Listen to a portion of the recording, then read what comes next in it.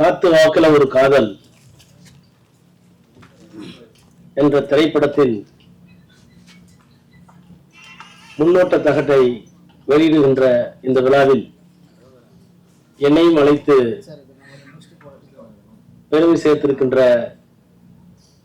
இந்த படத்தினுடைய தயாரிப்பாளர் சகோதரர் எலி இலியன் அவர்களே, இயக்குனர் மாஸ் ரவி அவர்களே,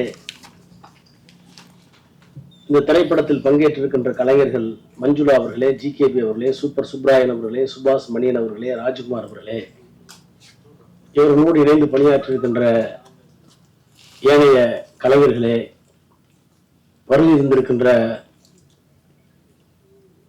திரைப்படத்துறையிலிருந்து வருகின்றிருக்கின்ற பல்வேறு வல்லுநர்களே, பெரியோர்களே, தாய்மார்களே, பத்திரிகையாளர்களே, ஊடகவியல் நண்பர்களே, உங்கள் அனைவருக்கும் வணக்கம். நான் சார்ந்திருக்கிற திராவிட முன்னேற்ற கழகம் கலையோடு, இலக்கியத்தோடு, சினிமாவோடு நெருங்கிய தொடர்பில் இருந்தாலும் கூட நான் அரசியலுக்கு வந்த 90களில் பரபரப்பின் காரணமாக அதிகமான நேரத்தை சினிமாவுக்கு என்னால் ஒதுக்க இயலாமல் போய்விட்டது. எப்போதாவது தலைவர் கலைஞர் அவர்களோடு புதிய படங்கள் வெளியிடுவதற்காக சிறப்பு வெளியீடுகள் இருந்தால் அவரோடு பார்க்கிற அனுபவம் உண்டு. நாங்கள் பார்த்த திரையுலகமும் இன்றைக்கு இருக்கிற திரையுலகமும், நாங்கள் அனுபவித்த இசையும் இன்றைக்கு இருக்கிற பிள்ளைகள் அனுபவிக்கிற இசையும் இருவேறு உலகத்தில் இருக்கின்றனமோ என்கின்ற அளவிற்கு இன்றைக்கு திரையுலகம் வளர்ந்திருக்கிறதா, முதிர்ச்சி அடைந்திருக்கிறதா, அல்லது சிலர் செல்வதை போல சீரழிந்திருக்கிறதா என்பதெல்லாம் நான் மிகப்பெரிய ஆய்வுக்கு எடுத்துக்கொள்ளாதவன். ஆனால் காதலும் வீரமும் தமிழர்களுடைய வாழ்க்கையில் இறந்தர பின்னி இருந்தது என்பதை திராவிட இலக்கியங்கள் சங்க பாடலில் இருந்து பல்வேறு விதமான குறிப்புகளை எல்லாம் பேரறிஞர் அண்ணா அவர்களும் தலைவர் கலைஞர் அவர்களும் எழுத்தில் எடுத்துக்காட்டியிருப்பதை நாங்கள் எல்லாம் படித்து வளர்ந்தவர்கள். இன்றைக்கு இருக்கின்ற முதலமைச்சர் திராவிட மாடல் ஆட்சியினுடைய நாயகர் மாண்புமிகு முத்துவேல் கருணாநிதி ஸ்டாலின் அவர்கள் அவருடைய தந்தை கலைஞர் அவர்களுடைய எழுத்தில் நுழைந்த ஒரே ரத்தம் என்ற திரைப்படத்தில் நடித்திருப்பார். அந்த படத்தில் சாதி ஒழிப்பு குறித்த மைய கருத்து அடிநாதமாக இருந்திருக்கும். எப்போதுமே ஒரு கருத்தை செயற்கையாகவோ இயற்கையாகவோ நம் மீது வரித்துக் கொள்ளுகிற போது அதனால் ஏற்படக்கூடிய விளைவுகள் அதிகம். நானே கூட 8ஆம் வகுப்பு படிக்கிற வரை திராவிட இயக்கம் என்றால் என்ன, பெரியார் யார், கலைஞர் யார், அண்ணா யார் என்று அறியாதவன்.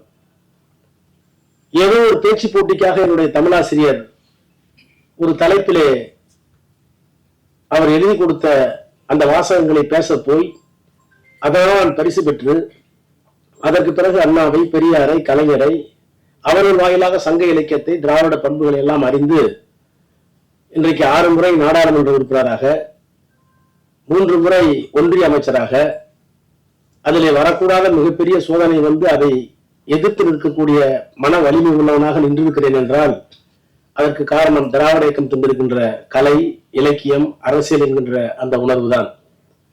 அந்த அடிப்படையில இன்றைக்கு இருக்கிற முதலமைச்சர் நடித்த அந்த ஒரே திரைப்படம், ஒரே ரத்தம் திரைப்படம் கூட மிகப்பெரிய தாக்கத்தை என்னுள்ளே ஏற்படுத்தியது. ஆனால் இந்த படத்தினுடைய கதை என்னவென்று நான் கேட்டேன். இந்த முன் வெளியீட்டு தகடை பார்க்கக்கூடிய வாய்ப்பை பெற்றேன். நான் முன்பே குறிப்பிட்டதை போல கலை, இலக்கியம், காதல், வீரம் எல்லாம் தமிழர்களுக்கென்று இருக்கின்ற தனி செம்மாந்த விடுமியங்கள்.